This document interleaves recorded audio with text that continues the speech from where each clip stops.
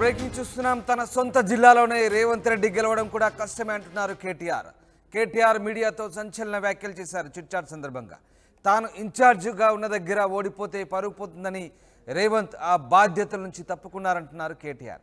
ఏపీలోనూ ప్రాంతీయ పార్టీలే గెలవాలని కోరుకుంటున్నానన్నారు. తమకున్న సమాచారం ప్రకారం జగన్ ఏపీలో గెలుస్తారంటున్నారు కేటీఆర్. ఇక మల్లారెడ్డి రాజకీయ వ్యూహంతోనే ఆ కామెంట్ చేశారంటున్నారు కేటీఆర్. ఈటలను మునగ చెట్టెక్కించారని, మల్కాజ్గిరిలో ఖచ్చితంగా గెలిచేది బీఆర్ఎస్ఏ అంటున్నారు. అది ఈటల రాజేందర్ కూడా తెలుసు అంటున్నారు కేటీఆర్. అసెంబ్లీ ఎన్నికల్లో గెలిచేందుకు రేవంత్ మోసం పార్ట్ 1 చేశారని, పార్లమెంట్ ఎన్నికల కోసం మోసం పార్ట్ 2 మొదలుపెట్టారంటున్నారు కేటీఆర్. మొత్తం మీద కేటీఆర్ ఆసక్తికర కామెంట్స్ అయితే చేశారు. అసెంబ్లీ ఎన్నికల్లో గెలిచేందుకు రేవంత్ మోసం పార్ట్ చేశారని, ఇప్పుడు మోసం పార్ట్ 2 చేస్తూ పార్లమెంట్ ఎన్నికల్లో గెలిచేందుకు ప్రయత్నిస్తున్నారంటూ రేవంత్ రెడ్డిపై ఆరోపణలు గుప్పించారు కేటీఆర్. తాను ఇన్ఛార్జ్గా ఉన్న దగ్గర ఓడిపోతే పరుగు పోతుందని రేవంత్ ఆ బాధ్యత నుంచి తప్పుకున్నారని, ఇక ఏపీలో జగన్ గెలవడం ఖాయమంటూ కేటీఆర్ వ్యాఖ్యానించారు. మొత్తం మీద మీడియాతో చిట్చాట్ సందర్భంగా కేటీఆర్ కొన్ని ఆసక్తికర వ్యాఖ్యలు చేశారు. ఎట్టి పరిస్థితుల్లోనూ రేవంత్ రెడ్డి రుణమాఫీ చేయడంటూ కేటీఆర్ వ్యాఖ్యానించాడు. రేవంత్ రెడ్డిది మాట నిలుపుకున్న చరిత్ర కాదంటూ కేటీఆర్ వ్యాఖ్యానించారు. ఇక పార్టీ మారిన కేకే రంజిత్ రెడ్డి పరిస్థితి ఎలా ఉందో అందరికీ తెలుసన్నారు. ఆగస్టు 15న రుణమాఫీ అని మరోసారి రైతులను మోసం చేసే పని పెట్టుకున్నాడన్నారు. 100 రోజుల్లో చేస్తా అన్న పనిని కనీసం 250 రోజులు అయిన తర్వాత కూడా చేయవా అంటూ రేవంత్ రెడ్డిని ప్రశ్నించారు. దమ్ముంటే హరీష్ రావు సవాల్కు రేవంత్ రెడ్డి స్పందించాలన్నారు. కొడంగల్లో ఓడిపోతే రాజకీయ సన్యాసం అన్నాడు. జీహెచ్ఎంసీ ఎన్నికల్లో కూడా గెలుస్తామని చెప్పి ఓడిపోయారు, తర్వాత మాట తప్పారు. ఇక పార్లమెంట్ ఎన్నికల్లో గెలిచేందుకు ఆపద మొక్కులు మొక్కుతున్నాడంటూ రేవంత్ రెడ్డిపై మండిపడ్డారు. రేవంత్ రెడ్డి ఖచ్చితంగా బీజేపీలో చేరతారంటూ తాను చేసిన కామెంట్స్పై ఆయన ఇప్పటి వరకు ఎందుకు స్పందించలేదంటూ కేటీఆర్ ప్రశ్నించారు. మొత్తం మీద కేటీఆర్ చిట్చాట్ సందర్భంగా కొన్ని ఆసక్తికర సంచలన వ్యాఖ్యలు చేశారు. మధు జాయిన్ అవుతున్నారు. మధు, మీడియాతో చిట్చాట్ సందర్భంగా ముఖ్యమంత్రిపై కేటీఆర్ కొన్ని ఆసక్తికర వ్యాఖ్యలు చేశారు. ఇంకా ఏమేమి మాట్లాడారు?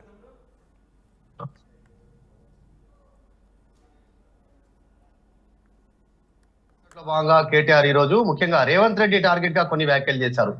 నేను ఇప్పటి వరకు దాదాపు 20 సార్లైనా ఒక కోట్ చేశాను. పార్లమెంట్ ఎన్నికల తర్వాత రేవంత్ రెడ్డి బీజేపీలో జాయిన్ అవుతాడు తన వర్గానికి సంబంధించిన ఎమ్మెల్యేలతో అనేటువంటి స్టేట్మెంట్ చేశాను.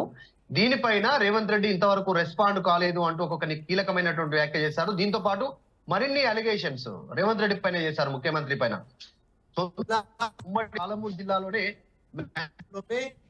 గెలిచే పరిస్థితి లేదు రేవంత్ రెడ్డికి, అందుకే ఇన్ఛార్జ్ నుంచి తప్పుకున్నారు. పదే పదే పాలమూరు వెళ్తా ఉన్నారు, పాలమూరులో పర్యటిస్తా ఉన్నారు. అక్కడ పాలమూరులో ఒక్క సీటు కూడా కాంగ్రెస్ పార్టీ ఎంపీ సీట్లలో గెలిచేటువంటి సిచ్యువేషన్ లేదు. అది ప్రస్తుతం ఉన్నటువంటి పరిస్థితి. ఎందుకంటే కాంగ్రెస్ హామీలను ప్రజలు నమ్మి మోసపోయారు, నిజం తెలుసుకున్నారు, ప్రజలు రియలైజ్ అయ్యారు. అందుకే కాంగ్రెస్ వెంట నడవడానికి సిద్ధంగా లేరు.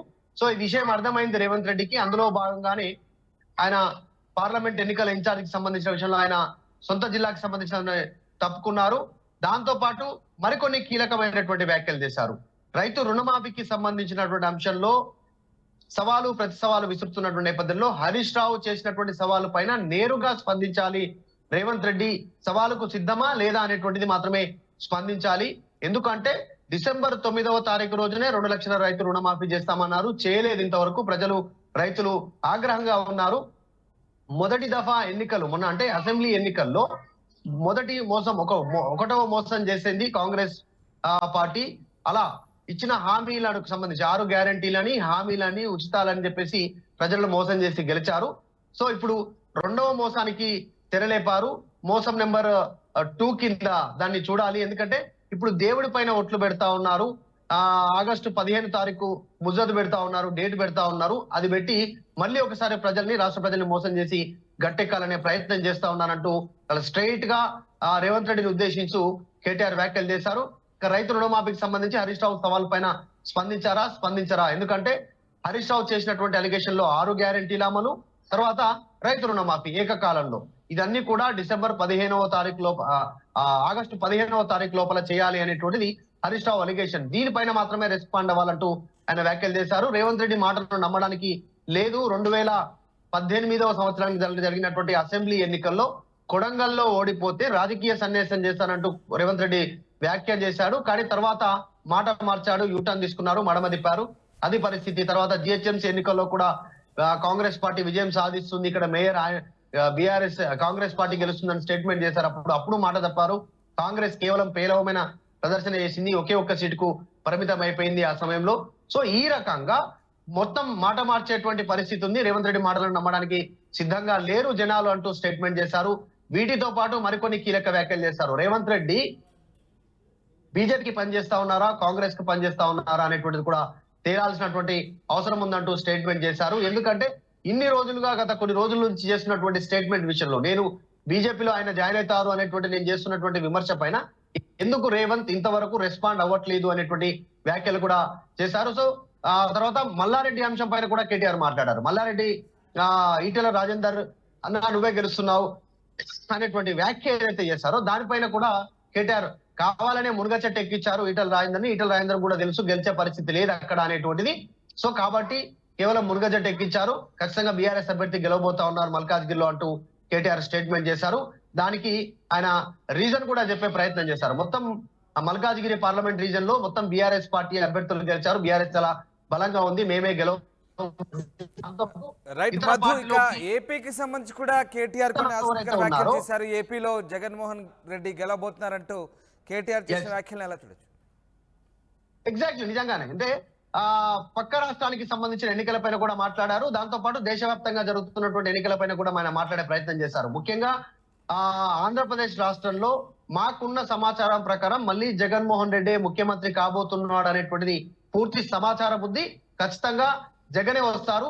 మా అభిప్రాయం కూడా అదే.